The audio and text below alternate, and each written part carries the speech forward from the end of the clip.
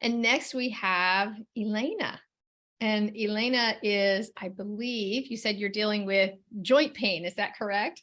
Correct. Yeah. I've been dealing with joint pain for probably 7 years now. Oh, It started wow. in my Okay. hands. And I thought it was carpal tunnel or just overuse, and then Right. it's kind of moved from my hands and wrists and knuckles to my elbows, my knees, my shoulders, everywhere. Is it both hands and both arms or just one?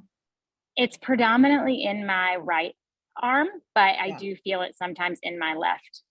Well, when I look at you, you've got a lot of inflammation energy from the right shoulder blade all the way down. So Mhm. that's why I'm assuming it's worse there. Okay. So I feel like the stuff you have in the left actually is compensation inflammation, if I can make up a term. I think as your body has to kind of compensate for all the inflammation going on the right side, your posture changes, things happen that you kind of cock this shoulder up a little bit, and that throws things off. Mhm. Okay. Mhm. Okay. Let me go in and listen specifically on that. Your spirit said either when you were growing up or when you first started in your career, you were told either outright or in so many words, you're asking for too much. You're striving for too much. You're trying to accomplish too much. Like, just relax, relax. Don't be so, I want all this stuff. I want to accomplish these things. And she said, you've always had a sense of what you're capable of and what is possible with where you work or what with your friendship groups. You're that dreamer who has that sense of what's possible and has confidence that you can bring it to fruition more than others do. Does Mhm. that ring Oh true yeah. for you? Mhm. Okay. And so give me an example that comes to mind when I say that. Um, Particularly in my career, I've always wanted to grow, learn, do better, work harder, and than everybody. That I mean, that it sounds whatever, but I've always wanted to, and I know I'm capable of doing a lot. So I put a Mhm, lot on my shoulders. I put a lot on. I take on a lot, whether it be as a mother, mhm. which is my newest thing, where I want to be a great mother. So I like read and learn and try to be the best there, and in my career where I try to be where I where I feel like I am very confident in what I'm able to bring to the table. Okay. Um, yeah. So the recommendation your spirit's giving you is to separate out how much of your striving is out of excitement and enthusiasm because you know what is possible, and how much of your striving is fear of failure. I don't want to be the bad mom. I don't want to. I said to the people at work I could get this done and I got to Mm, meet this goal. And she said the stuff that is enthusiasm based is a full go, right? It's your body thrives when you're bringing all that energy through to handle that. The stuff that's fear based is where you're putting all that pressure on yourself and causing inflammation in your joints. And the reason it started off on mhm, the right side is the right side of our body represents the future. And if the people have had criticism of you, it's like, you don't need to accomplish so much. You don't, calm it down, calm it down. And like this idea of you're reaching for the stars and you're pulling yourself forward, always very future focused more than, oh, I have all this unresolved stuff in my past.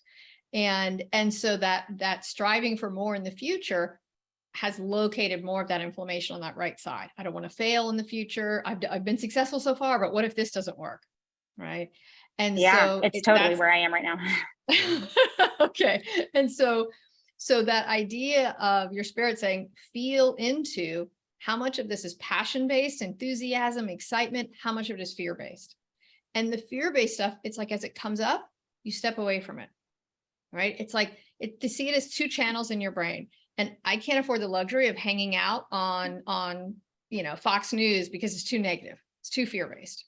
So I'm going to come over Mhm, here to, NPR and CNN, and I'm going to try to be in this place that's enthusiasm based, but that isn't just kind of pulling in that fear because it's causing so much inflammation. In general, every time you think of thought that is inflammatory, and I would say, picture if you put an exclamation point on the end of it. So it could be, oh my God, I forgot to call that guy mhm, back. Oh, I forgot to send that email. Anything that has that intensity to it causes a little bit of inflammation in the body. And when my spirit first told me this, I'm like, I'm surprised I haven't blown up. I have those kind of thoughts and statements a million times a day.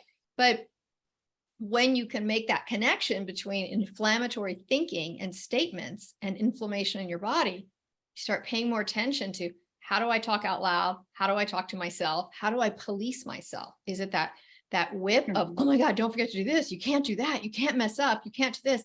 All of that increases the inflammation in our body. Right.